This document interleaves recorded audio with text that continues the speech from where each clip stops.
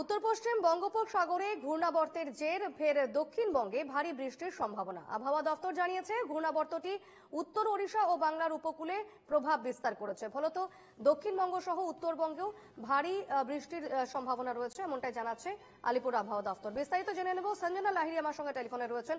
সঞ্জনা, কি জানাচ্ছে আলিপুর আবহাওয়া দপ্তর? দেখো, জানিয়ে রাখি যে দেখা যাচ্ছে যে কিছুদিন আগেও কিন্তু একটা ঘূর্ণাবর্তের সৃষ্টি হয়েছিল এবং তার ফলে নিম্নচাপ সেই রকমই আরেকটি ঘূর্ণাবর্ত ইতিমধ্যে উত্তর পশ্চিম বঙ্গোপসাগরের উপর রয়েছে, যে বর্তমানে এটি উত্তর ওড়িশা এবং বাংলার উপকূলের উপর প্রভাব বিস্তার করছে, ফলে এবং আজকে বিকেলের মধ্যে একটি নিম্নচাপে পরিণত হবে। পাশাপাশি রাজ্যে সক্রিয় রয়েছে মৌসুমী বায়ুর অক্ষরেখা এবং এই জোয়ার ফলার ফলে মূলত রাজ্যের বিভিন্ন প্রান্তে ভারী থেকে অতি ভারী বৃষ্টি।